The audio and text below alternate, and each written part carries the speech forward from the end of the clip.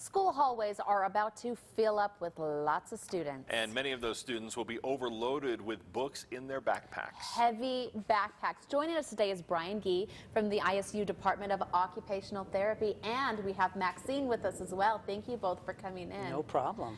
What is the biggest mistake people make when it comes to backpacks for their kids, and even for college students, you know, for adults making bad decisions about their backpacks? The biggest mistake that students or parents make is the backpacks are just way too heavy.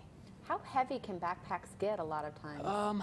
We've seen them when we've done backpack awareness on the ISU campus. We've seen them as heavy as 30, 35 pounds. Okay. So it's pretty heavy. What kind of damage can that do to your back if you're hauling that around? Typically what we see is cumulative trauma, chronic issues in the back and in the shoulders. You'll see students complain of tingling in their arms and in their backs. They'll even start demonstrating some weakness in their backs and changes in their posture, and then just general fatigue that can last throughout the day.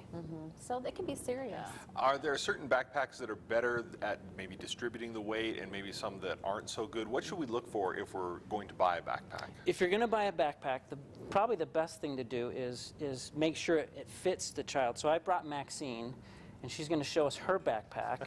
So Maxine, if you could stand up and put on your backpack.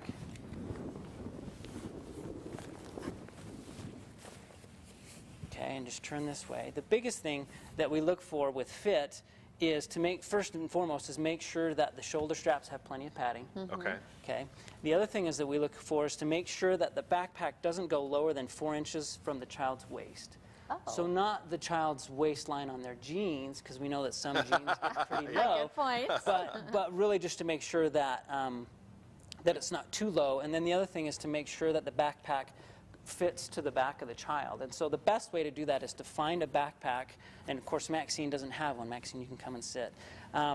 Is to find backpacks that have waist straps. Oh. That's that probably that go around the waist. Okay. And then if you can find one that have waist straps and a chest strap, that will help keep the backpack fitting tighter and keeping it close to the back. The further the backpack gets away from the back, the more strain it has and pulls you back, backwards. And then you see folks walking, or even kids walking around with hunched over, as they're walking to school or changing classes. What about, let's say, a backpack that's more like travel luggage? Would that be better?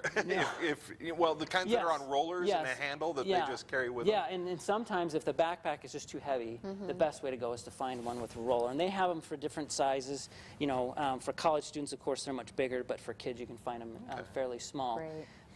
About how heavy should a backpack be? I'm guessing it depends on how large the person is. It really is all about weight. So the rule of thumb is 15% of the person's body weight is what should be in the backpack. So Maxine, she weighs 58 pounds.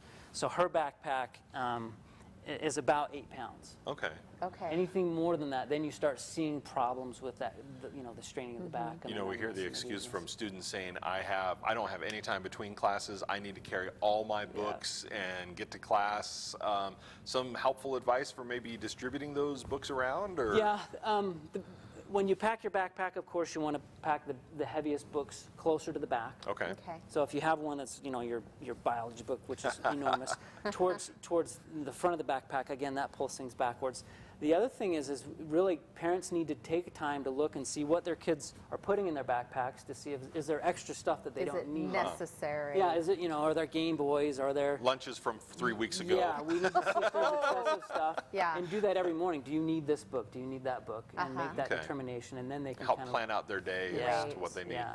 Really important information. Thank you so much for joining us. problem. And thank you for being our model, Maxine. Thanks. And great job.